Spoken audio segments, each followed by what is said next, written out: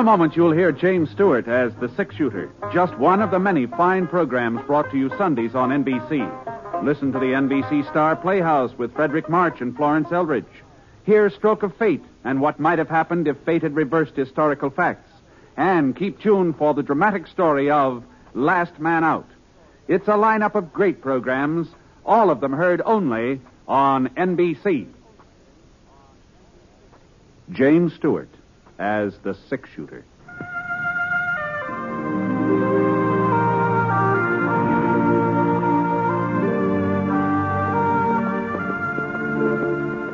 The man in the saddle is angular and long-legged.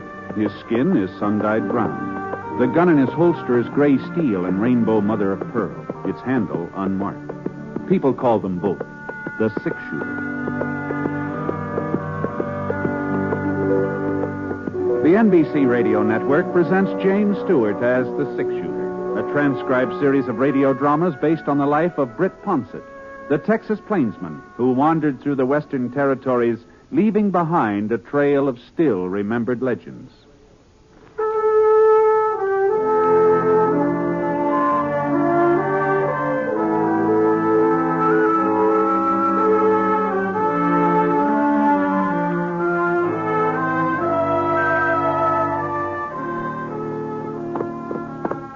The snow was beginning to melt by the time I reached Dawson. You could hear it dripping from the eaves, hitting the boardwalk along the main street. I'd figured on being in town a couple of days earlier, but that storm sort of threw me off schedule. Not that I had to be there any particular day, but my winter job at Dave Engelman's ranch would be waiting for me whenever I showed up. But the sooner I got to Dave's, the sooner we could start moving his herd down to lower ground. So, whoa, Scar. Whoa, boy. Well, it was almost noon, so I tied Scar to the hitching rail in front of Brick Vining's gambling hall and went hunting a place to eat. The town was sort of showing a little wear and tear. Of course, Dawson never had been a rich place, and I guess the drought last summer hadn't helped much. Folks just didn't have the money for improving the real estate, that's all. Except the jail. Huh. Gee, for a minute I couldn't believe my eyes. Well, it was all fixed up. Fresh green paint on the outside, new wooden steps leading up to the front door. Real honest-to-goodness bars in the cell windows. It sure was a different jail, all right. But the face grinning out at me from behind those cast-iron bars, well, that face hadn't changed a bit since the last time I was in Dawson. Howdy, Britt. Hello, Milt. I heard you was coming to town. Dave Engelman said you signed up with him. Yeah, that's right. You in for something, Milt? Oh, there's a little ruckus over at Brick Vining's place last night. Some folks said I started it. Uh-huh. Reckon they're right. You do. Seems to me like you were in jail when I left Dawson a couple of years back, isn't it? Was it Saturday night or Sunday morning? Could have been. I don't remember exactly. Well, if it was a Saturday night or Sunday morning, like as not, I was here. I ain't missed being thrown in more than 2 Saturday nights since they first built the place. Mm-hmm. Well, at least you're living in style. George, this jail looks a lot fancier than it used to be. Yes, yeah. New sheriff fixed it all up. New sheriff, huh? Sure. Oh, you heard about Saul Gordon being killed, didn't you? No. Well, what happened? Oh, well, it happened, maybe a couple of months ago. And, well, come on inside and have a look around while I tell you about it. Well, I don't know about that, Milt. You know, maybe the new sheriff wouldn't care about it. Oh, Sheriff Billy wouldn't mind. He'd like you to pay us a visit. Now, come on, Britt. The front door is unlocked. Well, all right. That's some desk, ain't it? Solid mahogany. He had it shipped here, all the way from Frisco. Is that so? Mm-hmm. He paid for it out of his own pocket, too, Billy did. Town couldn't afford a desk like that. Oh, no. I don't suppose it could. Well, what about Saul? What happened to him? Well, like I said, it was around 2 months ago. The Baxter brothers had been seen heading this way from White Eagle. When Sheriff Gordon heard about it, he got some men together and started looking for him. Mm-hmm. Young Billy hadn't been in town very long. He wasn't obliged to join the posse, but he went anyway. Billy Riddle. That's his name, Britt. Uh-huh. Mm-hmm. It wasn't a very big posse, and when one of them Baxters shot the sheriff, well, that'd have been the end of it if Billy hadn't have took charge. Why, he managed to get off a couple of shots, and the next thing you know, both of them Baxter boys surrendered. So when Billy come back to town, well, nobody else was very anxious for the job of sheriff, so he seemed to be the logical man for it. You know, the way he handled the posse and all. Sure, Of course, sure. some of the folks thought he was a little young for the job. Well, can't be more than 22 or 23. But he's got a good, firm grip on himself. He does. Oh, he ought to be showing up about now. He always turns me loose in time for my Sunday dinner. Real nice young fella. You'll like him. Southern boy. Oh? Yeah, I don't know why he came out west exactly. Good thing for the town he did, though. Oh, howdy, Sheriff, howdy. Oh, we're just talking about you. This here is Britt Ponset. Ponset? Oh, that's right. You've heard of him, ain't you? He's six-shooter. Oh, sure. Pleased to meet you, Mr. Ponset. Howdy, Sheriff. I just strolling by, and Milt asked me to come inside. I'm glad you did. Well, Milt, I reckon you'd like to be on your way. Oh, I don't know, Sheriff. This jail's getting to be a darn sight more comfortable than my cabin. What with all your improvements? Well, if you want to stay... Oh, why- on second thought, I'd better be getting home now. Thanks for the hospitality anyway. don't mention it. You heading my direction, Britt? Well, If you don't mind, Mr. Ponset, I'd like to talk to you. Just for a couple of minutes. Sure. Well, so long, then. See you next Saturday, Sheriff. Sure. Goodbye, Milt. I trust I'm not keeping you from anything, sir. No. I was just thinking about eating a little dinner, maybe, if there's a cafe open. Old Cotton serves a pretty good meal on Sunday. That's Cotton all? White, yeah. His place is right around the corner. Fine. Well, I'll give that a try. You wouldn't care to join me, would you? We could talk while we're eating. That is, if you don't have any other plans. Oh, thanks, Mr. Ponset. I'd like to join you. You see, I'd been hoping you'd turn up in Dawson.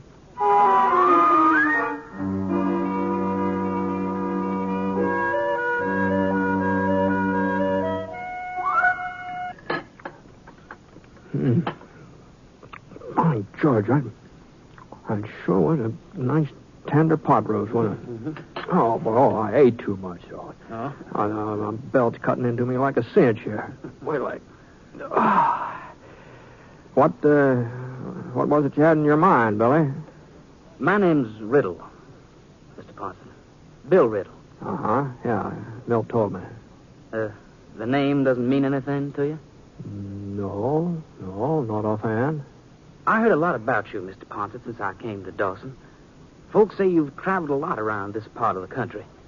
Covered it all, from one end to the other. Boy, I've done my share of moving about. What I wanted to know was if you ever ran into anybody else with the same last name as me. Riddle? Blake Riddle, that's the full name. Relative? My father. Oh. It's not a very common name. If you heard it, you'd be likely to remember it. Yes. Here's your pie, Sheriff. But what's that plate, though? It's hot. Thanks, God. No, I don't think I ever heard that name before. Well, I wanted to be sure. Was your father in these parts? I don't know. I know he was once. Not here in Dawson, but somewhere in this territory. Mm-hmm. You haven't heard from him lately? No, I've never heard from him.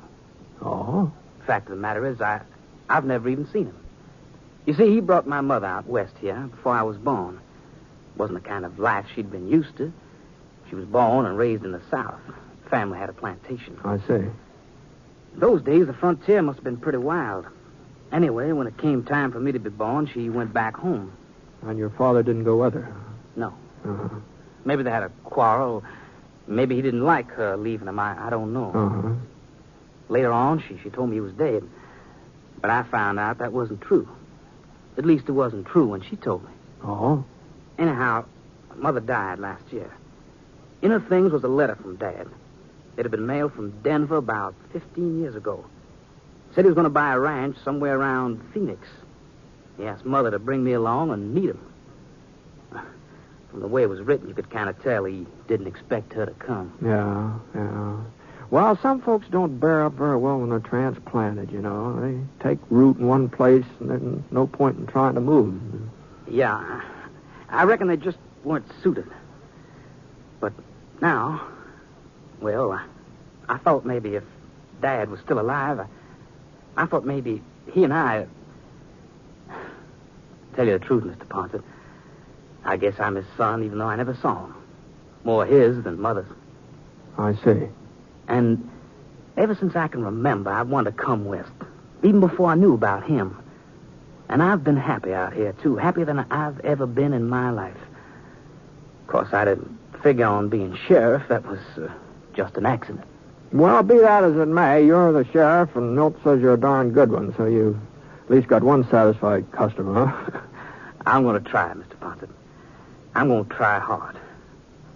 I just wish that Dad... Well, if you should ever run into him, why... Sure.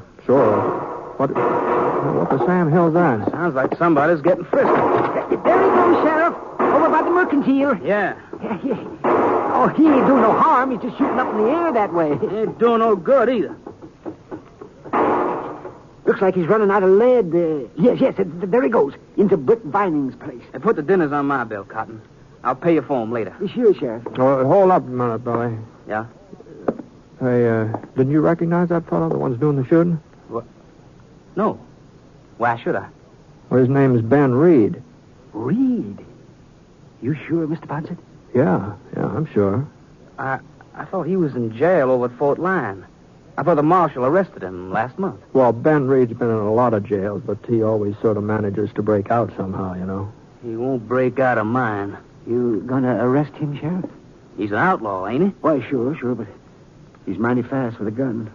At least so I hear. Ain't that right, Mr. Ponset? Yeah, that's what folks say. Well, I guess there's only one way to find out.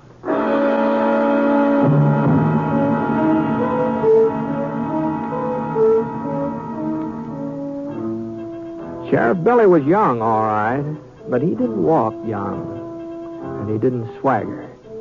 He just moved ahead like a man who knew where he was going.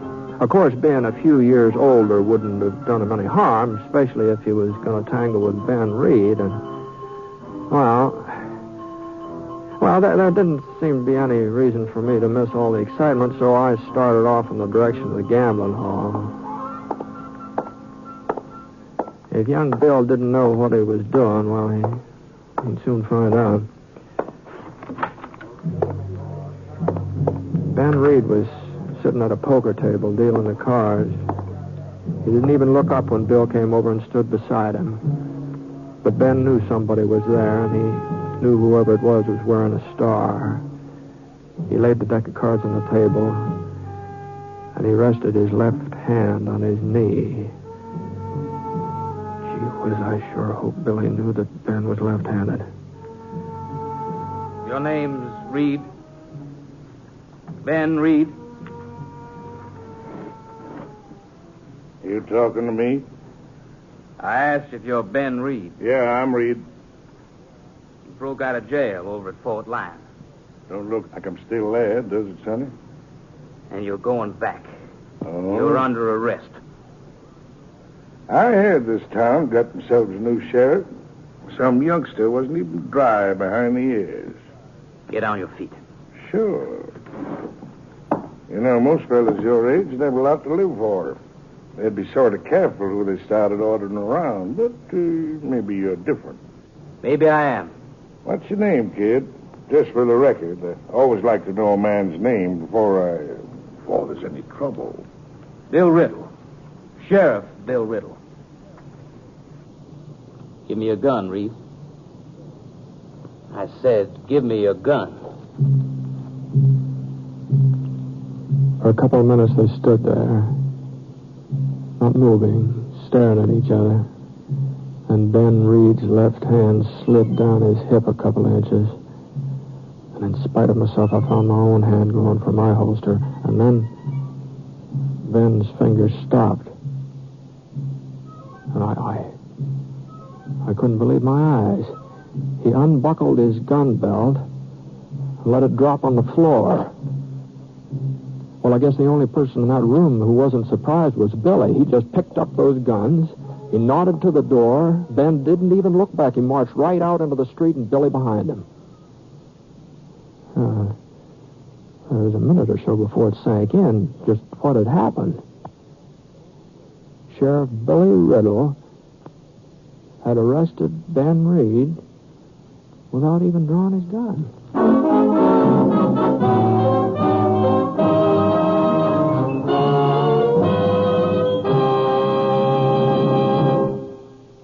We'll return to James Stewart as the six-shooter in just a moment.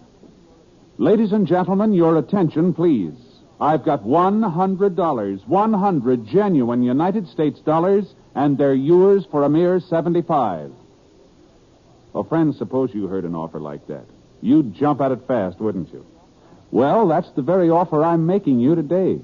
I'm promising a guaranteed return of $4 for every $3 you invest. And all you do is buy United States savings bonds.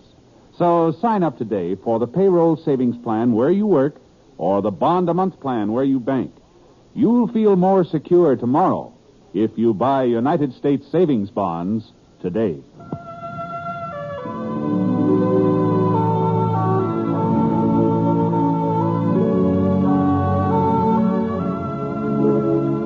Now, Act 2 of The Six-Shooter, starring James Stewart as Britt Ponset.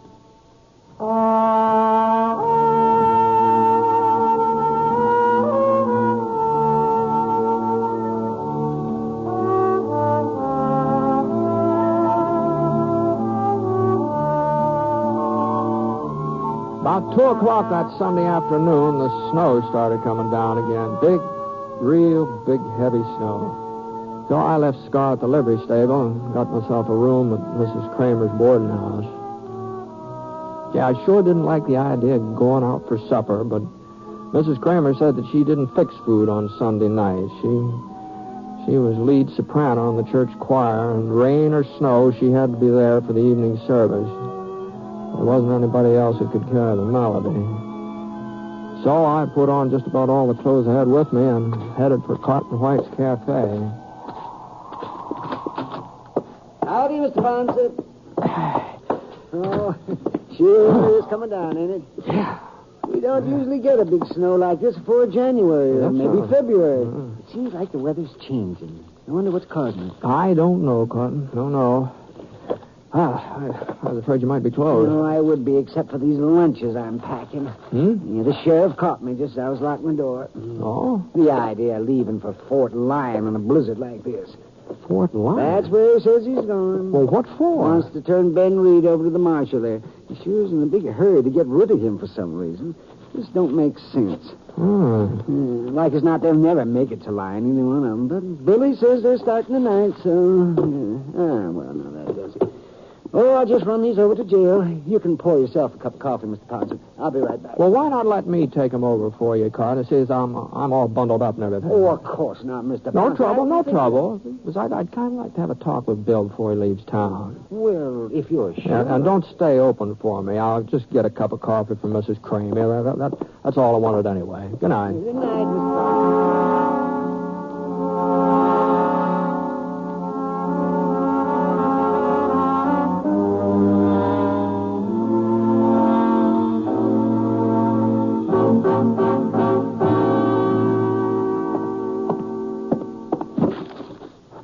Oh, thanks for bringing them over, Mr. Ponset. Good night. Hey, Billy, you serious about striking out for Fort Lyon tonight?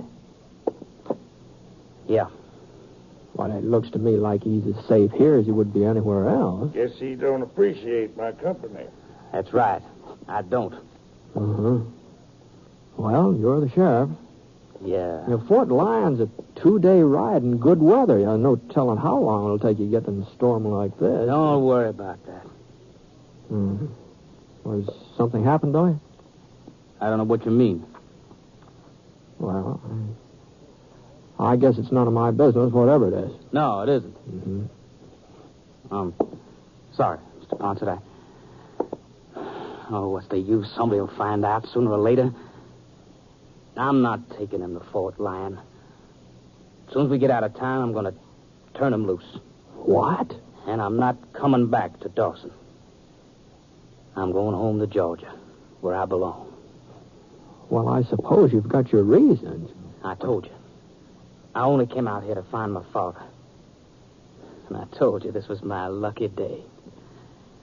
I found him. Of course, he wasn't quite what I expected. He's a thief, an outlaw, and a killer.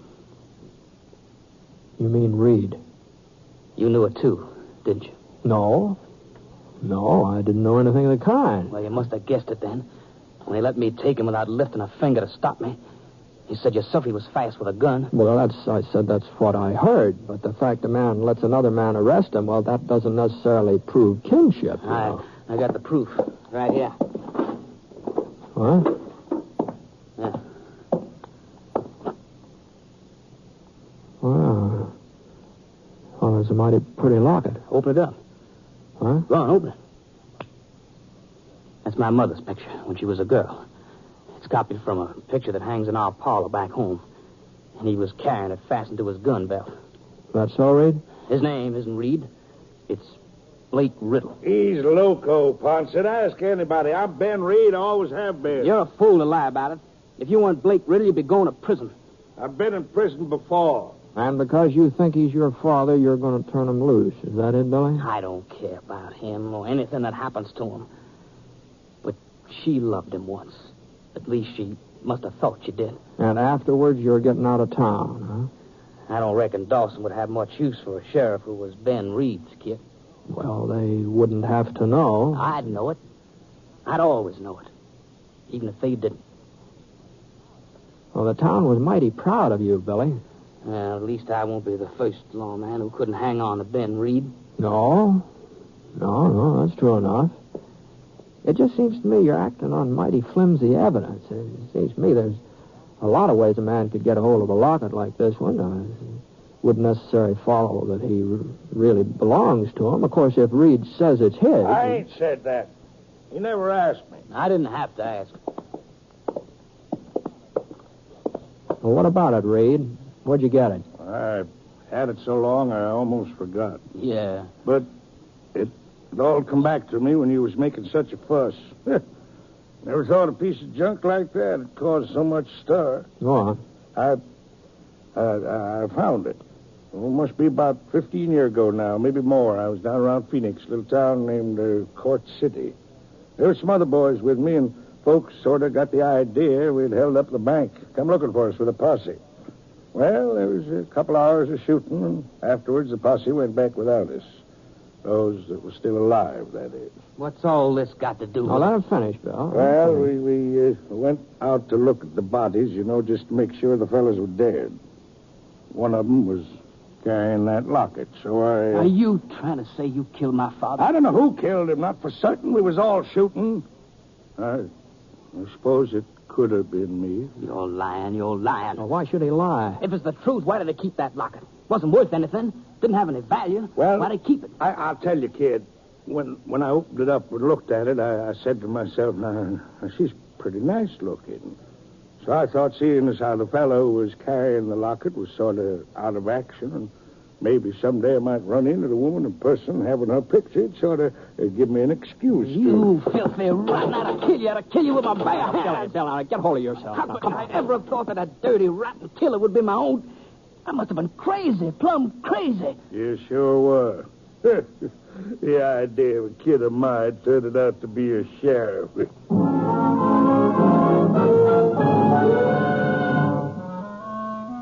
took Billy Riddle a little while to simmer down. When he finally did, he changed his mind about going to Fort Lyon. He decided to wait until the storm had died down, till he was sure of delivering the prisoner.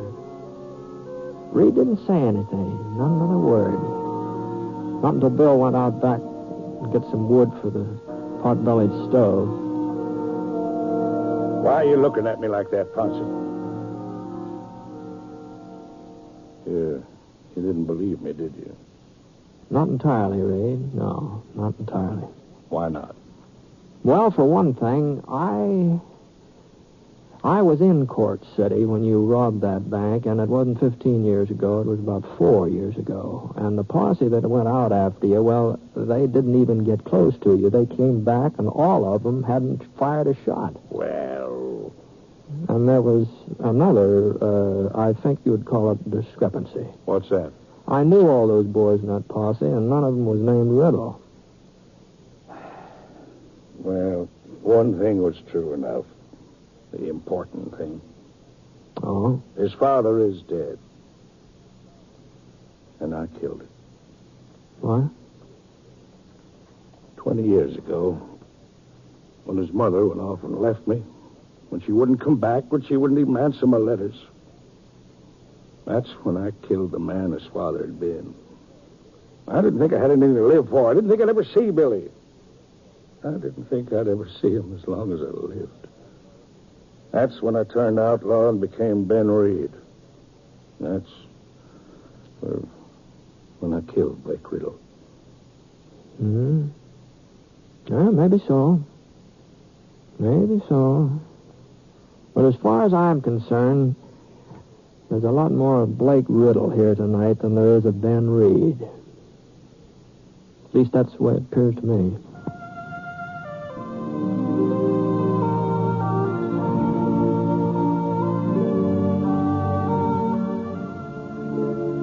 Well, it was a couple of days before that storm let up, and Sheriff Billy could take him over to the marshal at Fort Lyon. And he got him there, too. No trouble at all. Of course, a lot of folks said that afterwards Ben Reed would just break out of jail again like he always had before, but, you know, so far he hasn't even tried to. People just don't understand it. He's practically a model prisoner.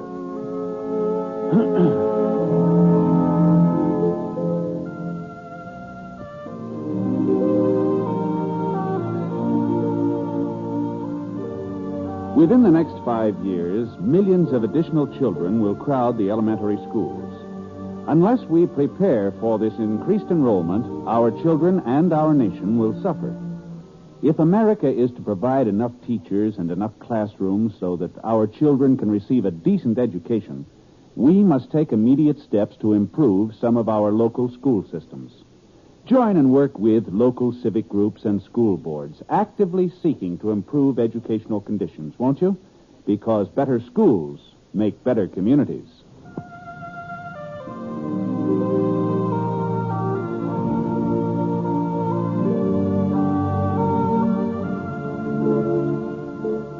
The Six Shooter is an NBC Radio Network production in association with Review Productions. It is based on a character created by Frank Burt, and the transcribed story is written by him.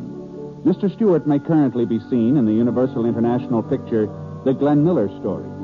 Others in the cast were James McCallion, Ken Christie, Howard McNear, and Alan Reed. Special music for this program was by Basil Adlam, and the entire production is under the direction of Jack Johnstone. All characters and incidents were fictitious, and any resemblance to actual characters or incidents is purely coincidental. This is Hal Gibney speaking.